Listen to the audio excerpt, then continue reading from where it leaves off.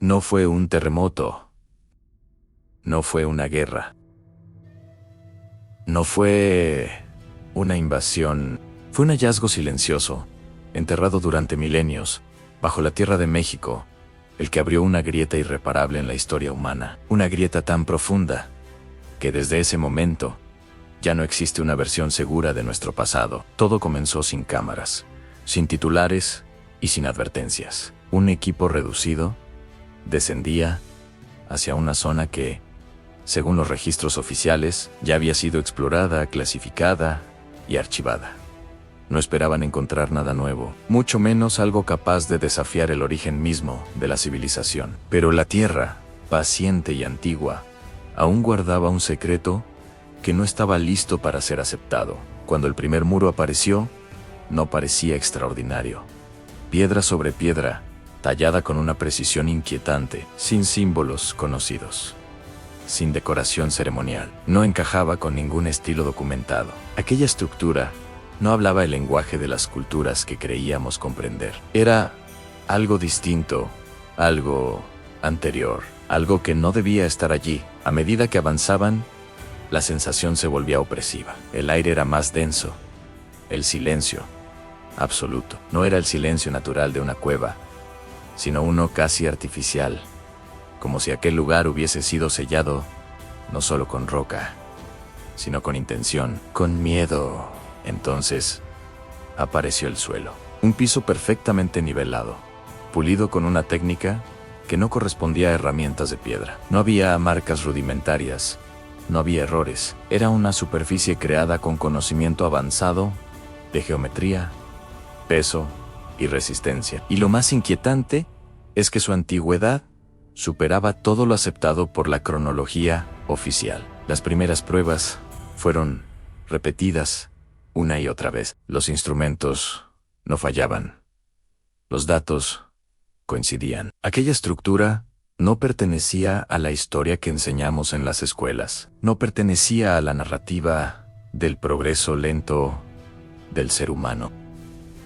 La pregunta ya no era ¿qué era ese lugar? La pregunta era quiénes éramos realmente. Porque si aquello era real y todo indicaba que lo era, entonces algo fundamental estaba mal en nuestra línea temporal. El relato cómodo que afirma que la humanidad pasó de cazadores primitivos a constructores complejos de forma gradual empezaba a desmoronarse. Y cuando un pilar cae, todo el edificio histórico tiembla. Los artefactos encontrados no ayudaron a calmar las dudas. Algunos parecían herramientas, pero no coincidían con ninguna función conocida. Otros parecían objetos simbólicos, aunque no representaban dioses, animales, ni figuras humanas reconocibles. Eran abstractos angeométricos, como si pertenecieran a una cultura, con una forma completamente distinta de entender el mundo. No había escritura, al menos no una que pudiéramos leer, pero había patrones en repeticiones matemáticas, proporciones exactas. El tipo de orden que solo aparece cuando una sociedad ha alcanzado un nivel profundo de conocimiento y estabilidad. Y entonces llegó el hallazgo más perturbador. En una cámara sellada, lejos de la luz y del aire, apareció una secuencia de marcas grabadas directamente en la piedra. No eran decorativas, no eran rituales, eran registros, mediciones, representaciones del cielo, movimientos astronómicos precisos que requerían observación sistemática durante siglos. Aquella gente, quienquiera que hubiera sido, observaba el cosmos con una precisión que no correspondía a pueblos considerados primitivos.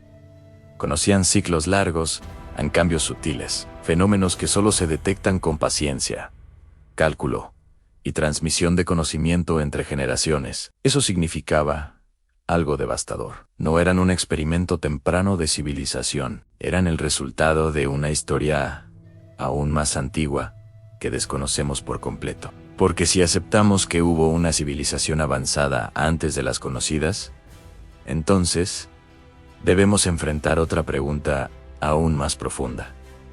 ¿Podría volver a ocurrir? Si el conocimiento se perdió una vez, puede perderse de nuevo. Si una sociedad alcanzó grandes logros y aún así desapareció, que nos hace pensar que somos diferentes. El hallazgo en México no solo amenaza el pasado, amenaza el futuro. Cada piedra, cada marca, cada estructura imposible nos recuerda que la historia humana podría ser mucho más frágil de lo que queremos admitir, que la memoria no es eterna, que el progreso no está garantizado. Tal vez, dentro de miles de años, alguien excave nuestras ciudades enterradas y se haga las mismas preguntas, tal vez encuentre fragmentos de tecnología incomprensible, tal vez piense que éramos más sabios de lo que realmente fuimos, o tal vez descubra que cometimos el mismo error que aquellos antes que nosotros, creer que éramos el punto final de la historia.